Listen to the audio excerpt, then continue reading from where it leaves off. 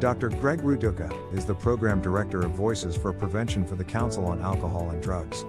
The evidence-based substance abuse prevention programs he designed, directed and implemented have served thousands of Georgia's parents and children since 1987. These programs, rigorously evaluated by several Georgia universities, won 7 national awards from the U.S. Substance Abuse and Mental Health Services Administration.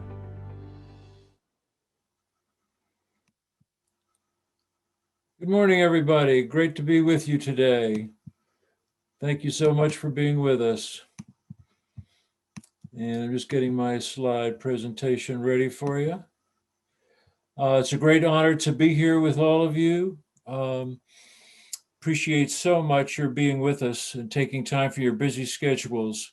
And also, I just want to thank DBHDD, the Office for Behavioral Health Prevention and Federal Grants, for making Voices for Prevention possible in the first place, which means they've also made possible this wonderful day with all these wonderful presentations and all of you being here at the same time. I certainly miss seeing you in person, but just so happy that we have this alternate capability of being all together today to discuss these very, very crucial issues for our children and our adults. I want to share with you the governor's proclamation. He made a special proclamation for our special day. And these are some of the whereas clauses in the proclamation. And they're maybe a little bit difficult to read because it's the actual wording, actual pictures taken from the proclamation itself. But as all of you know, the drug use by youth, the misuse, the overdose, abuse, addiction, and so forth happens in the millions. And it certainly happens in the tens of thousands here in Georgia. All races, ethnicities are affected. All of us, no doubt, know somebody that has been affected by this problem. So tremendous suffering goes along with this problem, as so many of us know personally. And through the leadership of DBHDD, prevention has become an effective science that is now being implemented in Georgia. Things like the strategic prevention framework that so many of us are familiar with, to assess needs, to build capacity, to plan, to actually do the programs and then evaluate them. So incredibly important. And DBHDD has brought the SPF, as it's called, to Georgia in a major way.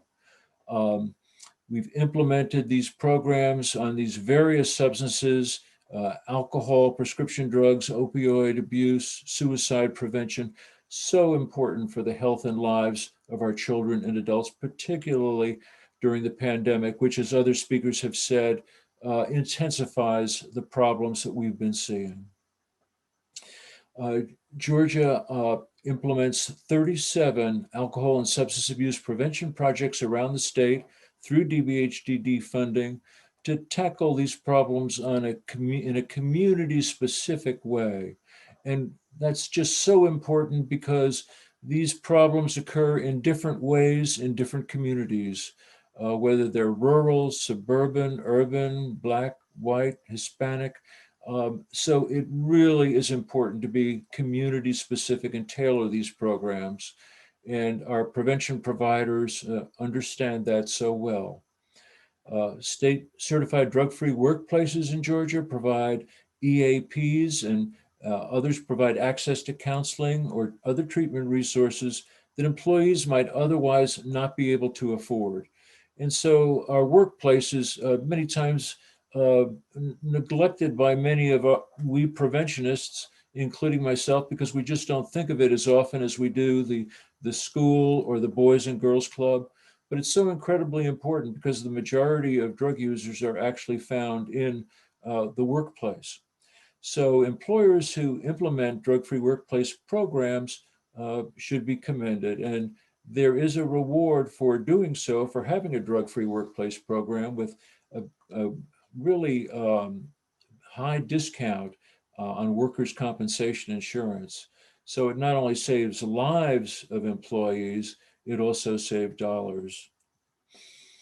And then throughout the year, and not just today, and I know all of you know this, we need to try and stop the drug use for youth and abuse for children and adults and dependence before they begin. And people who are living drug-free lives should be commended for doing so. And the governor concludes the proclamation by saying that this day is Substance Abuse Prevention Day. And so here is his signature as well as the state stamp. So it's important for us to remember that advocacy is not just a one-day event, but it's year-round. For those of us who like to watch TV on the couch, and this includes me, to get off our collective duffs and go advocate. It's just so incredibly important. And you can still do so until March 31st if you want to meet with your legislators while they're still in session. It's so important to educate, not lobby, as you'll hear in a wrap-up event presentation from Dr. Jernigan, and he'll explain that difference. But keep going with your legislators, especially until the session ends, to educate them. And by the way, on the Voices for Prevention website, you can go to the legislative alert that we have in the resources section of our website. And maybe if someone would put our website up in the chat box, and you can read about all the pending bills that relate to all of the various substances while you're there. There's also an advocacy toolkit that's available to you, again, on the resources tab. That was designed especially by Voices for Prevention. This spring and summer coming up, you can educate your mayor and your city council. There are many issues that city councils and county commissions decide on that affect all of our lives. So it's very important not to just try and impact the General Assembly, our state Senate and House of Representatives, but your locality as well. And in some ways that can be easier to do and just as important. Your local school board. There may be certain issues that you know about that your school board members just may not be aware of, or they may be aware of the issue but not know what to do about it. And that's where you preventionists come in so importantly.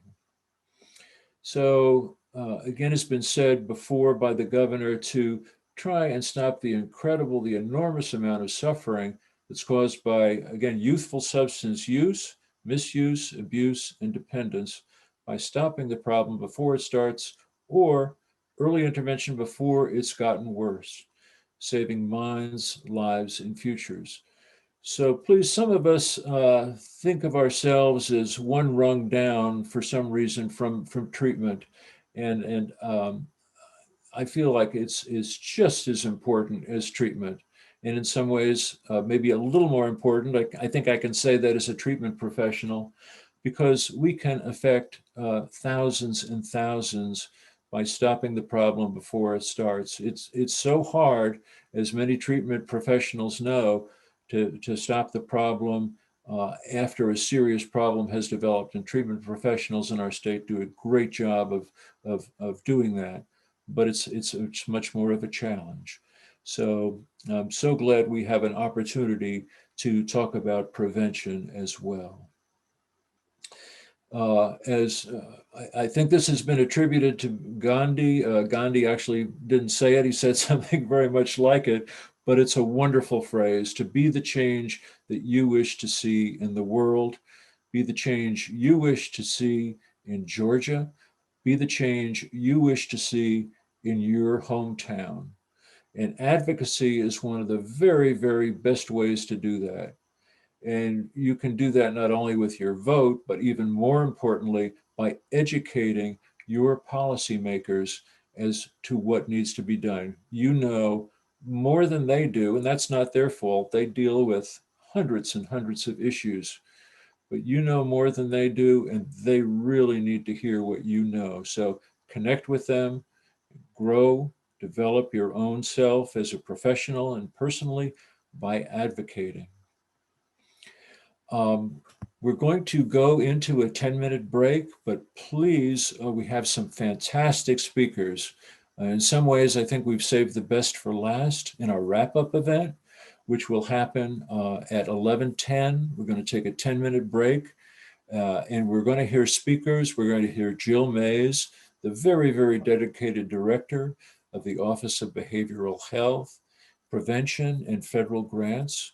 We're going to hear from Dr. David Jernigan. He is an amazing expert. He's from Boston University, but he can break it down in real life terms for us because he's been a real life advocate for most of his life and knows he's really the best I've heard on substance abuse prevention advocacy and a national and international speaker. And then lastly, and I think we really have saved the best for last, that Yvonne Harvey Williams, just an incredible motivational message. I can't come close to what Yvonne does in terms of motivating people to get out there and advocate. So with that, we're going to go into our break. And just not to mention, not to forget to mention that after the wrap up, you can still visit our incredible virtual lounge. You can visit our incredible virtual exhibit hall. And I really urge you to see the exhibit hall. You don't have to walk around and collect stuff. You can just tap on the various posters on the displays, and you'll see videos and you'll see great documents and other materials, brochures and so forth that are available to you. So see you in about 10 minutes.